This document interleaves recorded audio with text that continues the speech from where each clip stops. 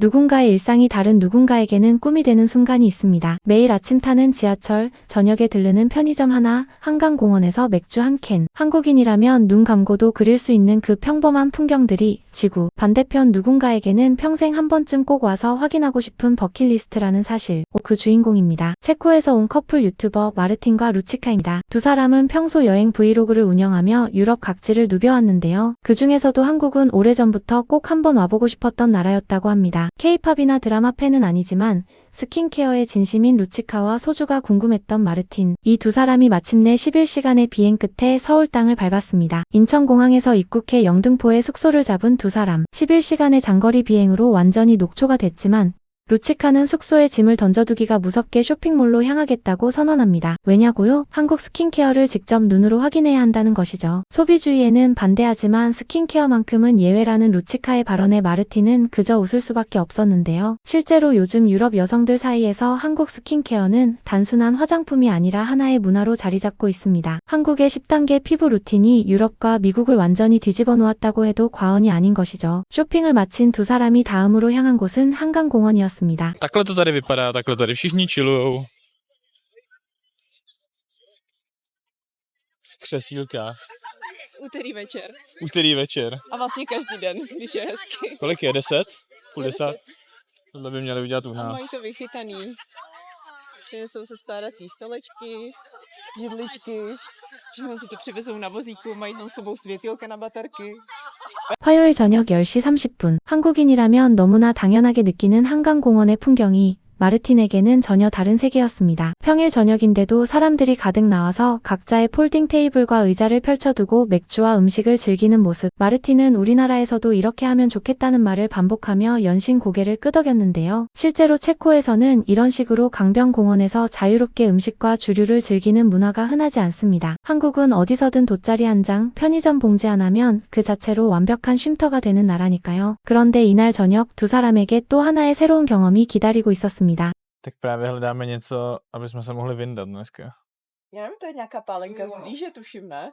Pije se to tak, že se to položí na půl litr s pivem a na ní se položí hulky, na ní na ty hulky paňák se soju, praští se do stolu a pak to musíš na ex vypít, když si to smíchá.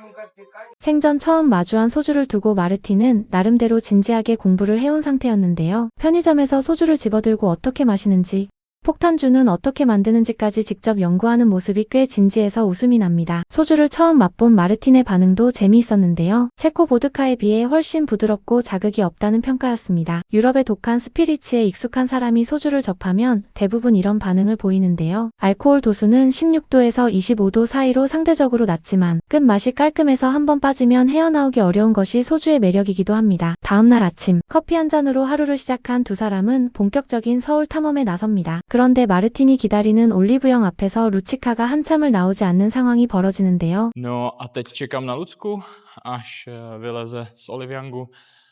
Koupí si nějakou kosmetiku, šla nám koupit opalovací krém, protože dneska slunce pálí neskutečně. 루치카가 올리브영에서 선크림을 사러 들어갔다가 한참 만에 나온 것은 예상 가능한 일이었을 겁니다. 요즘 올리브영은 외국인 관광객들 사이에서 그야말로 성지로 통하는 곳이거든요. 특히 유럽권 여행자들은 한국 선크림의 수준에 충격을 받는 경우가 많은데요. 체코를 비롯한 유럽에서 판매되는 선크림은 대부분 끈적임이 심하고 발림성이 떨어지는 반면 한국 선크림은 가볍고 투명하게 마무리되는 제형 덕분에 피부 관리에 관심 있는 외국인들 사이에서 이미 전설이 된 상태입니다. 루치카가 쉽게 나올 수 없었던 이유가 충분히 납득되는 대목이죠. 그렇게 서울거리를 누비던 두 사람은 강남의 한복판에서 뜻밖의 장소를 발견합니다. Nejsme jako všichni, protože jsme netancovali Gangnam Style. Nebudu tancovat.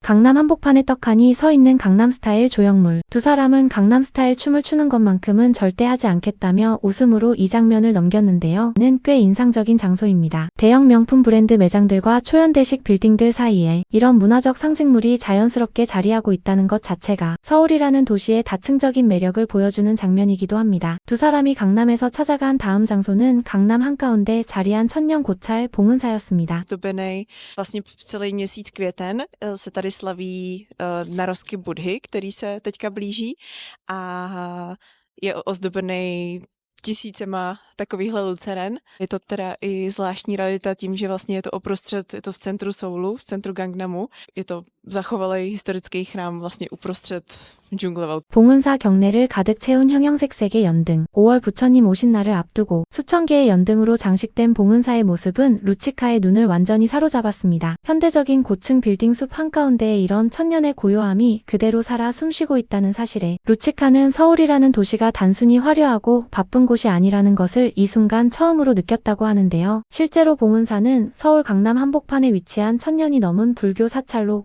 도심의 소음과 완전히 분리된 특별한 공간감을 자랑합니다. 뉴욕이나 파리의 어떤 도심 광장도 이런 종류의 고요함을 품고 있지는 못하거든요. 배도 슬슬 고파졌을 무렵 두 사람은 한국 길거리 음식에 도전하기 시작합니다. Jak bys hodnotil fish cake? Chutná jako ryba. Musím dipnout do té omáčky tady, nebo omáčky do té vody. Já mám teda ráda, mě chutnej. Chutná to jak ryba. Na to ryba. Nic se nezměnilo. 어묵을 한 입 빼어 문 마르틴이 내놓은 리뷰는 역대급으로 솔직했습니다. 어묵은 생선 맛이 난다. 국물에 찍어도 생선 맛이다. 로네. 루치카가 웃음을 터뜨리는 장면은 이 영상에서 가장 유쾌한 순간 중 하나였는데요. 사실 어묵을 처음 접하는 외국인들이 가장 당황하는 부분이 바로 이 독특한 식감과 향입니다. 그런데도 마르틴은 결국 다 먹었다는 것. 그게 어묵의 진짜 힘이기도 합니다. 길거리 음식 탐방을 마친 루치카에게 이날의 마지막 이벤트가 기다리고 있었습니다. 바로 코 피어싱 재시술이었는데요. Já jsem si nakonec nos nenechala propíchnout. Mám totiž piercing, který mi pár let zpátky zarostl a tak jsem si říkala, že si ho nechám píchnout na druhou stranu. Jenže když jsem přišla do shopu, tak mi paní říká, že to asi nebude zapotřebí a že se půjde teda prošťouchnout ta stávající dírka.